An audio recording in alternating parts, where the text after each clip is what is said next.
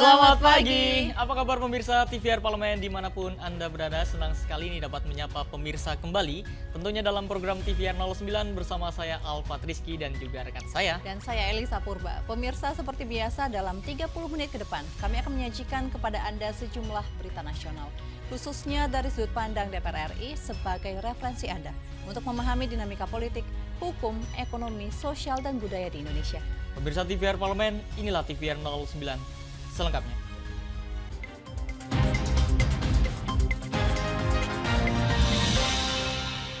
Pemirsa, Indonesia memperoleh total kuota haji hingga 241.000 pada tahun 2024.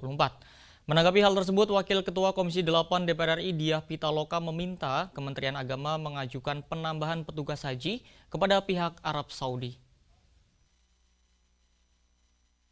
Indonesia memperoleh total kuota haji hingga 241.000 pada tahun 2024. Berkaitan dengan itu, Wakil Ketua Komisi 8 DPR RI Diah Pitaloka meminta Kementerian Agama mengajukan penambahan petugas haji kepada pihak Arab Saudi.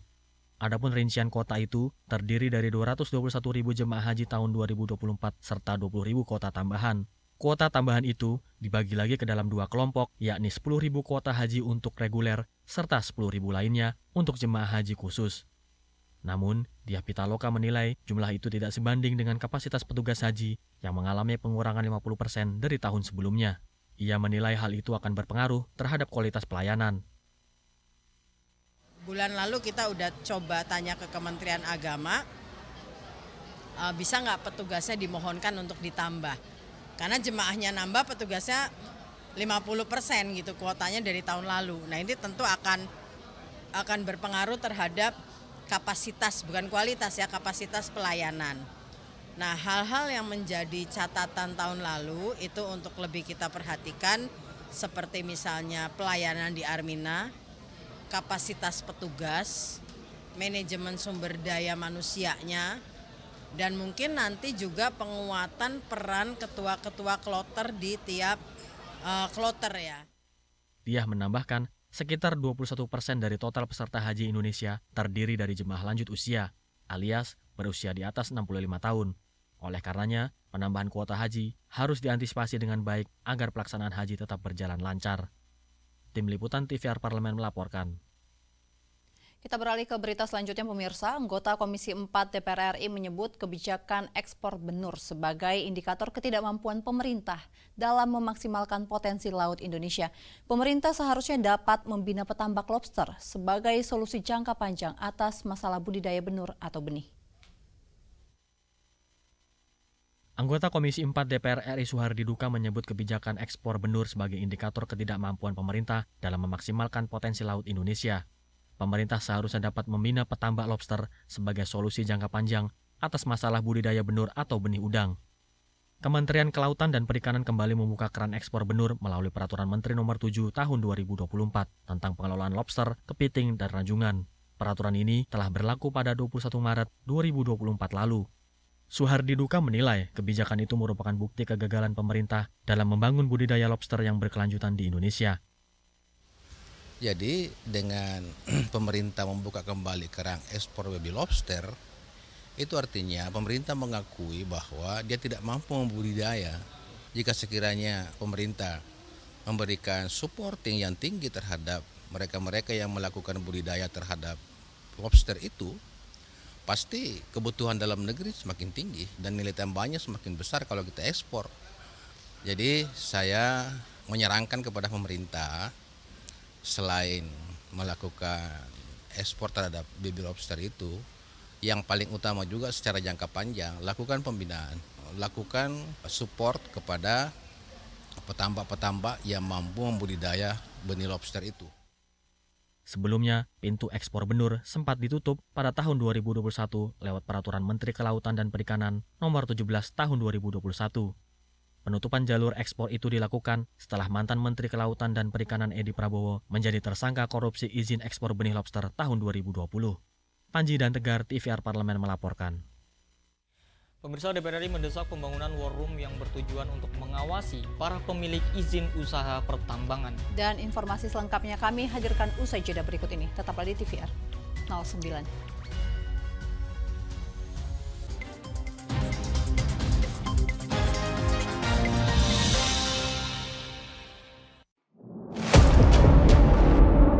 sini ditambang. Konflik yang terjadi, Warga sini tidak mengizinkan.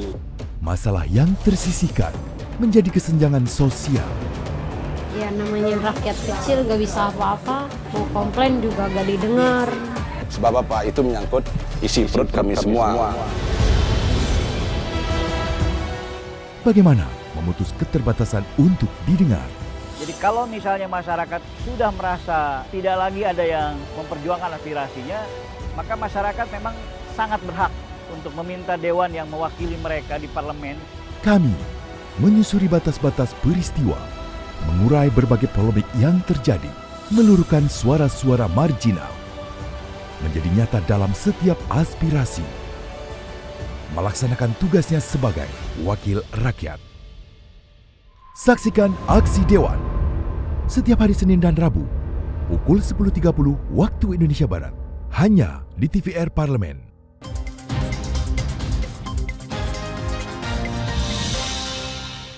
Masih bersama kami pemirsa di TVR 09, Komisi 3 DPR RI mendesak pembentukan War Room untuk menangani serta mengawasi persoalan pertambangan. Ya, dan hal tersebut disampaikan dalam pertemuan dengan Polda Sulawesi Utara beserta stakeholders terkait di Sulawesi Utara. Komisi 3 DPR RI mendesak pembentukan War Room untuk menangani serta mengawasi persoalan pertambangan. Hal itu disampaikan dalam pertemuan dengan Polda serta stakeholder terkait di Sulawesi Tenggara. Kunjungan kerja spesifik ke Sulawesi Tenggara ini juga merupakan upaya pengawasan terkait penegakan hukum di bidang sumber daya alam. Anggota Komisi 3 DPR RI Hinca Panjaitan mengatakan pembentukan War Room atau ruang perang bertujuan untuk mengawasi para pemilik izin usaha pertambangan. Harapannya, celah kerugian negara dan dampak kerusakan alam akibat tambang dapat dicegah sedini mungkin. Dan nanti 3 bulan lagi kami datang. Apa yang sudah dilakukan, bagaimana mengatasinya, tantangannya apa, hambatannya apa. Karena memang ini nggak bisa sekedar sekali dikunjungi, tapi juga langsung. Dan nanti ketemu dengan Kapolri dan Jaksa Agung, kami akan minta semua yang ada tambang-tambang itu ada war room-nya, anggaran untuk menggunakan teknologi satelit juga kita setujui dari Komisi 3 supaya betul-betul kita lakukan. Terakhir, bukan hanya penegakan hukum yang harus dilakukan kejaksaan dan kepolisian atau KPK yang sudah diperintahkan undang-undang, tapi pakai plus. Saya mengusulkan agar penegakan hukum ini sekaligus adalah menebus dosa ekologis seluruh bangsa ini. Sulawesi Tenggara termasuk dalam wilayah yang rawan terjadi pertambangan ilegal. Oleh karenanya, Komisi 3 DPR RI menghimbau Polda dan Kejaksaan Tinggi Sulawesi Tenggara untuk meningkatkan koordinasi. Komisi 3 juga berkomitmen untuk terus mengawal proses penegakan hukum terkait rusaknya lingkungan hidup akibat pertambangan. Dari Sulawesi Tenggara, Dodi, TVR Parlemen melaporkan. Salah satu program pemerintah berupa bantuan sektor pendidikan yakni Kartu Indonesia Pintar atau KIP disinyalir salah sasaran. Anggota Komisi 10 DPR RI menilai data yang tidak akurat dan gagalnya verifikasi penerima bantuan KIP menjadi faktor melesetnya bantuan pendidikan tersebut. Salah satu program pemerintah berupa bantuan sektor pendidikan, yakni Kartu Indonesia Pintar atau KIP salah sasaran. Anggota Komisi 10 DPR RI menilai data yang tidak akurat dan gagalnya verifikasi penerima bantuan KIP menjadi faktor melesetnya bantuan pendidikan tersebut. Hal ini dilatar belakangi oleh adanya penerima bantuan KIP kuliah yang bergaya hidup mewah di media sosial. Anggota Komisi 10 DPR RI Mustafa Kamal mengatakan, kesalahan ini semestinya dapat dicegah jika data penerima KIP kuliah diverifikasi langsung ke lapangan. Saat ini data pendidikan Indonesia belum terintegrasi dengan data kependudukan. Sinkronisasi data kependudukan dan pendidikan dapat memudahkan penyaluran bantuan agar tepat sasaran. Untuk itu, pemerintah pusat hingga daerah harus merapihkan dan mengintegrasikan data pendidikan dan kependudukan. Jadi, PIP ini memang seharusnya ya didahului dengan data yang valid ya, dan verifikasi. Jadi selalu ketika kita menyalurkan PIP itu perlu verifikasi langsung ke lapangan. Lagi-lagi ini persoalan yang sebenarnya tidak perlu terjadi karena kan data kependudukan ini sebetulnya merupakan pekerjaan pokok deh Kementerian Dalam Negeri, kemudian pemerintah provinsi, kabupaten, kota. Lebih lanjut, pengawasan oleh pemerintah dan universitas perlu diperketat untuk memastikan penerima bantuan KIP kuliah benar-benar tepat sasaran. Program KIP Kuliah bertujuan untuk memastikan bahwa bantuan finansial dari pemerintah benar-benar dapat membantu mahasiswa yang memerlukan untuk menyelesaikan pendidikan tinggi. Dari Palembang, Teddy Sunario, TVR Parlemen melaporkan. Pemirsa, DPR RI menjadi tuan rumah penyelenggaraan Parliamentary Meeting on the occasion of 10 World Water Forum pada 20 hingga 21 Mei 2024. Forum ini adalah pertemuan internasional yang membahas isu air secara global yang digelar pertama kali sejak 1997. Lalu bagaimana update penyelenggaraan Parliamentary Meeting tersebut, pemirsa? Selengkapnya berikut laporan rekan kami, Mahir Pratama langsung dari Nusa Dua Bali. Silakan Mahir. Ya, Alfa dan Elisa. Pemirsa, saat ini saya sedang berada di Bali Nusa Dua Convention Center, di mana tempat diselenggarakannya 10 World Water Forum dan juga Parliamentary Meeting on the occasion of the 10 World Water Forum. Kami informasikan kepada Anda bahwa pemirsa pada pukul 9.30 waktu Indonesia bagian tengah yang lalu, Presiden Joko Widodo telah resmi membuka secara langsung 10 World Water Forum. World Water Forum ini sendiri pemirsa adalah forum internasional yang menghimpun seluruh stakeholder untuk berdiskusi dan sharing pengalaman, inovasi dan juga solusi terkait dengan pengelolaan sumber daya air secara berkelanjutan. Dan ini sesuai pemirsa dengan Sustainable Development Goals yang ke-6 terkait dengan akses air bersih dan sanitasi. Kami informasikan kepada Anda bahwa nanti pemirsa pada pukul 13.50 waktu Indonesia bagian tengah nanti akan dilakukan opening ceremony juga terkait dengan parliamentary meeting. Dan informasi yang kami dapatkan nanti akan langsung dibuka oleh Ketua DPR RI, Dr. Honoris Causa Puan Maharani. Dan juga akan dihadiri oleh Ketua BKSAP DPR RI, Dr. Fadlizon, dan Presiden World Water Council. Informasi yang kami himpun ada sekitar 49 delegasi parlemen negara sahabat yang direncanakan akan hadir dan juga 6 organisasi regional dan internasional seperti AIPA, IPU, dan juga United Nations. Setelah nanti pembukaan atau juga opening ceremony yang dilakukan di Bali Nusa Dua Convention Center ini, pemirsa, nanti rencananya akan dilanjutkan dengan diskusi panel yang terdiri dari 4 bagian. Dan pada hari ini akan dilakukan diskusi panel, 2 diskusi panel maksud kami. Yang pertama topik terkait dengan akses air dan sanitasi. Topik yang kedua nanti akan mengambil terkait dengan kolaborasi dengan masyarakat tentang tata kelola air. Setelah diskusi panel nanti pemirsa kami mendapatkan informasi nanti akan ada welcome dinner pada pukul 18 waktu Indonesia bagian tengah yang disambut atau juga diselenggarakan oleh Ketua DPR RI untuk menyambut seluruh delegasi negara parlemen sahabat.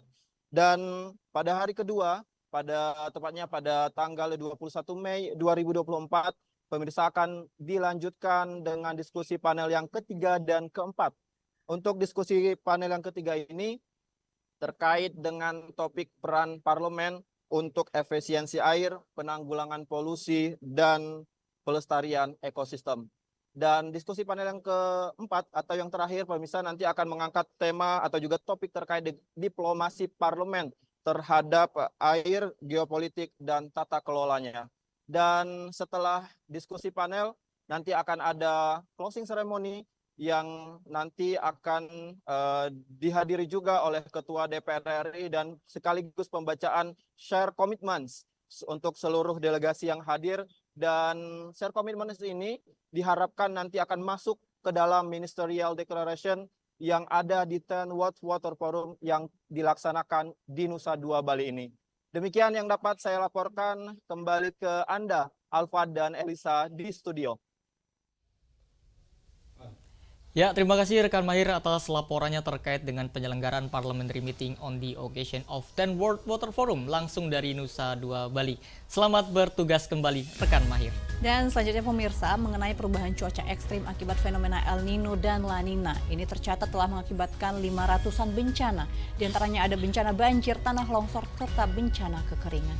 Dan Badan Meteorologi, Klimatologi, dan Geofisika memprediksi cuaca ekstrim seperti hujan lebat dan angin kencang masih akan terus terjadi hingga pertengahan tahun 2024. Dan informasinya usai jeda. Tetaplah bersama kami di TVR 09.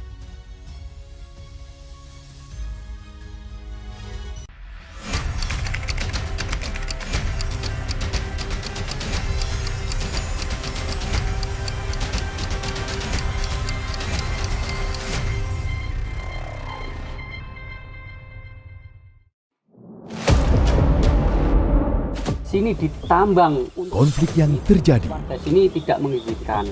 masalah yang tersisihkan menjadi kesenjangan sosial.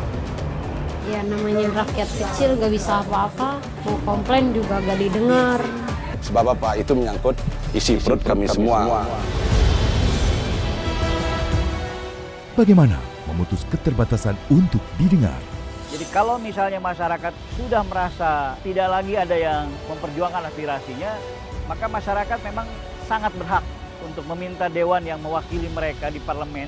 Kami menyusuri batas-batas peristiwa, mengurai berbagai polemik yang terjadi, meluruhkan suara-suara marginal, menjadi nyata dalam setiap aspirasi, melaksanakan tugasnya sebagai wakil rakyat.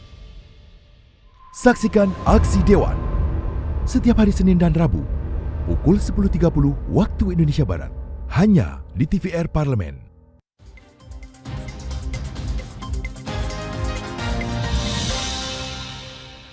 Kembali pemirsa di TVR 09. Pemirsa, terkait penanganan bencana, wewenang Badan Nasional Penanggulangan Bencana dinilai belum optimal dan belum berorientasi pada mitigasi bencana, melainkan hanya sebagai responder terhadap terjadinya bencana.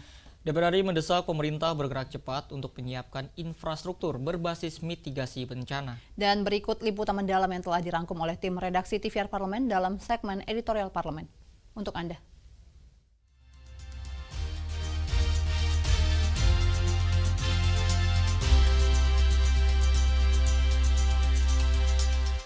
Terjadi gempa di Desa Gaso, Kecamatan Cugenang.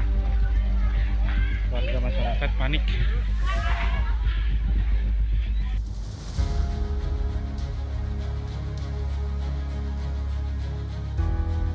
Perubahan cuaca ekstrim akibat fenomena El Nino dan La Nina tercatat telah mengakibatkan 551 bencana. Di antaranya 355 bencana banjir, 42 bencana tanah longsor, serta bencana kekeringan.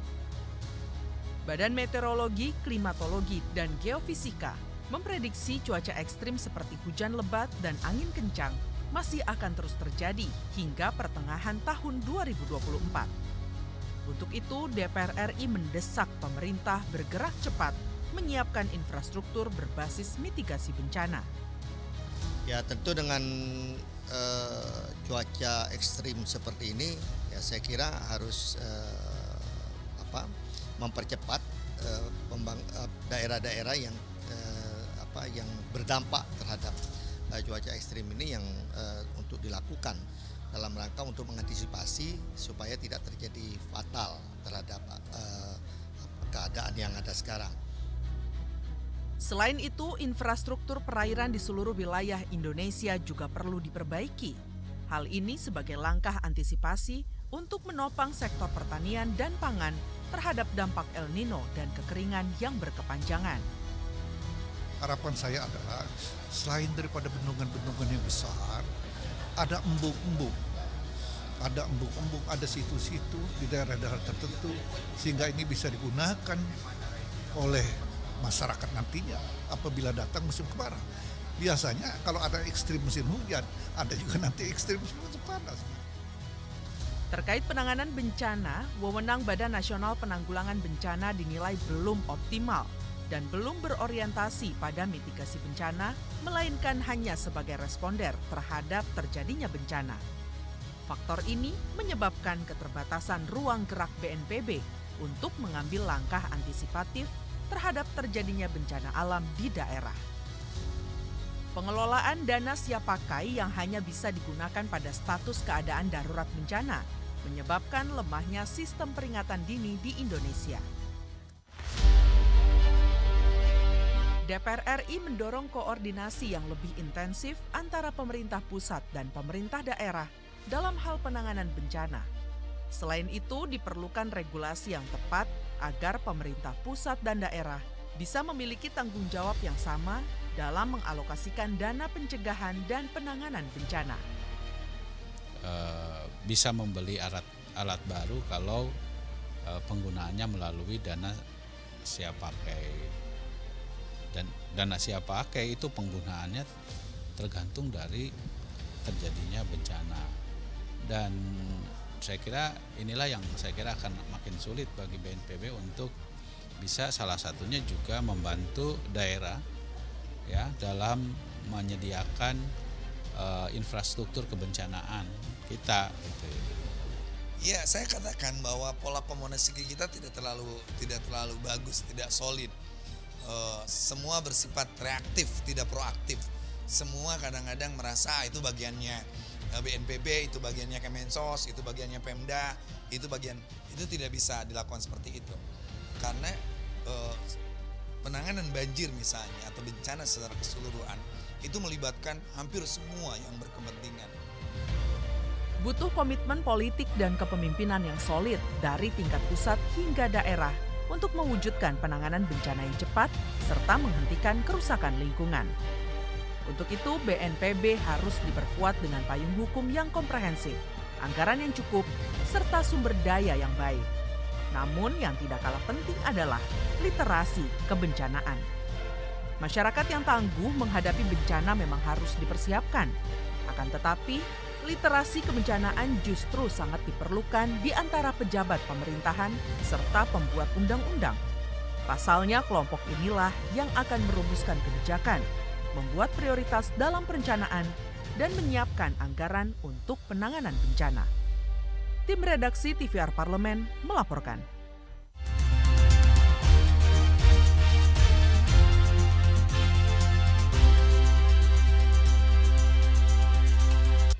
Pemirsa dan juga Elisa, kalau misalkan kita ngomongin terkait dengan menabung, saya tahu banget nih kalau Elisa nih suka banget nabung nih, karena memang budaya menabung dapat membantu kita dalam menciptakan kestabilan keuangan dan membentuk fondasi yang kuat bagi masa depan yang lebih baik secara ekonomi. Karena memang melalui menabung tentunya kita dan juga pemirsa dapat menciptakan keamanan finansial baik jangka pendek maupun jangka panjang, tergantung nih dari jenis tabungan yang pemirsa inginkan. Lalu apa saja jenis tabungan beserta keuntungannya? Pemirsa jangan kemana-mana, tetaplah bersama kami di TVR 09.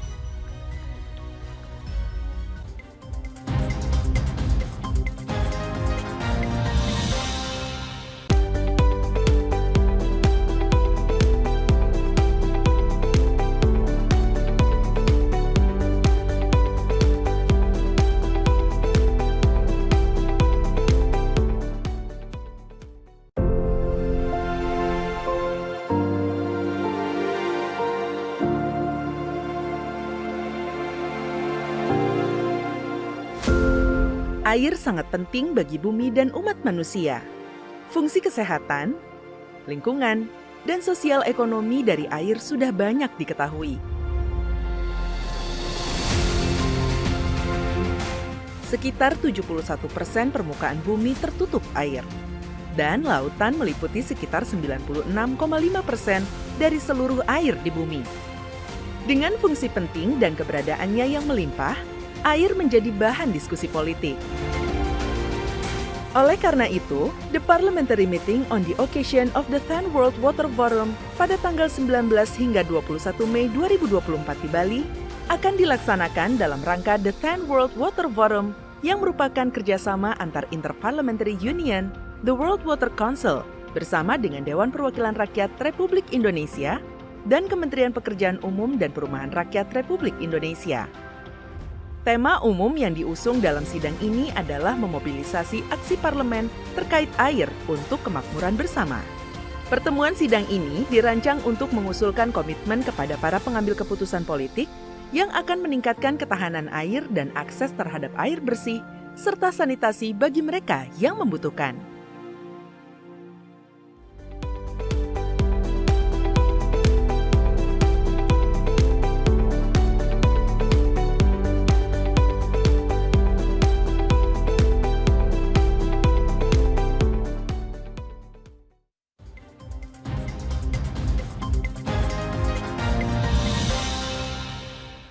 Terima kasih pemirsa, Anda masih bersama kami di TVR 09. Ya pemirsa, adanya tabungan tentu mampu memberikan kita ketenangan pikiran dan mengurangi tingkat stres akibat persoalan keuangan. Dan selain banyaknya manfaat menabung, terdapat jenis-jenis tabungan yang dapat pemirsa pilih nih sesuai dengan kebutuhan dan tujuan finansial. Dan tentunya tanpa berlama-lama lagi, mari kita saksikan tayangan berikut mengenai jenis-jenis tabungan beserta keuntungannya pada segmen Intips, informasi dan tips untuk Anda.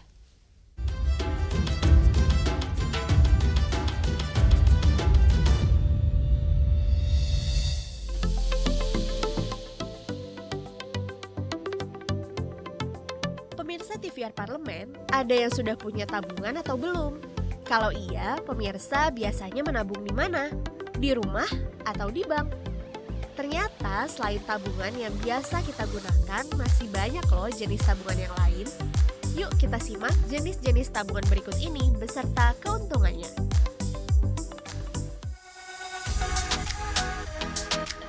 Tabungan konvensional merupakan tabungan sehari-hari yang paling umum digunakan. Nasabah akan mendapatkan layanan banking seperti buku tabungan, m-banking, maupun SMS banking. Laba atau bunga yang diterima terbilang rendah, yaitu dari 0 sampai 2%. Jumlah awal setoran dapat berbeda sesuai dengan ketentuan dan syarat di tiap bank dan juga fasilitas layanan yang diinginkan nasabah. Ada yang mulai dari Rp50.000 sampai Rp500.000. Tabungan berjangka direkomendasikan untuk nasabah yang memiliki tujuan tertentu, misalnya menabung untuk liburan, dana pendidikan, dan sebagainya. Jumlah bunga yang diterima mencapai 3-7% per tahun. Namun, tabungan berjangka tidak dapat diambil sesuai keinginan nasabah. Simpanan ini hanya bisa diambil pada waktu yang telah disepakati dan jika melanggar akan dikenakan denda. Jenis tabungan ini juga memiliki setoran awal dan jangka waktu yang berbeda di tiap bank.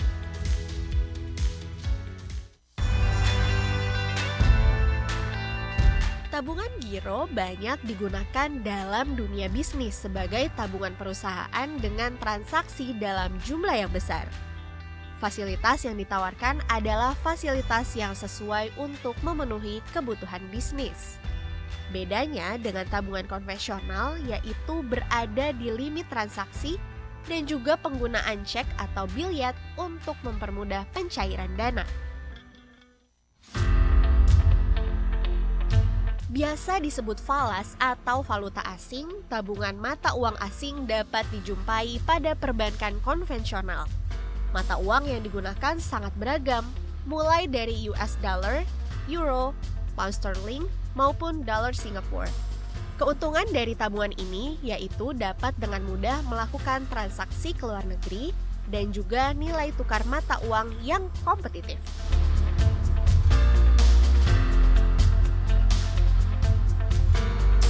Tabungan haji biasanya dipilih oleh nasabah yang ingin melaksanakan ibadah haji. Ketentuan dan syarat tabungan ini juga tidak jauh beda dengan tabungan berjangka. Penarikan dana dapat dilakukan setelah uang terkumpul dalam waktu tertentu. Selain itu, nasabah juga akan didaftarkan dalam menunggu keberangkatan haji dan juga mendapatkan asuransi jiwa. Nah, itu tadi merupakan jenis-jenis tabungan dan beberapa keuntungannya. Semoga pemirsa lebih rajin menabung ya setelah mengetahui informasi ini.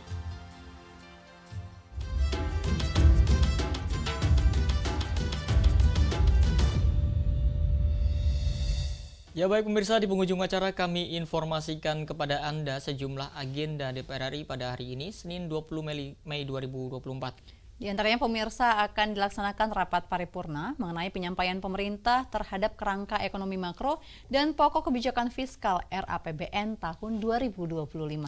Dan juga ada rapat kerja Komisi 9 DPR RI dengan Menteri Ketenagakerjaan yang membahas evaluasi pengawasan perlindungan jaminan sosial serta evaluasi pelaksanaan program Kemenaker. Juga masih ada sejumlah agenda serta program DPR RI lainnya pemirsa yang tentunya masih dapat Anda saksikan secara langsung di TVR Parlemen. Dapat Anda akses di tvrparlemen.dpr.go.id.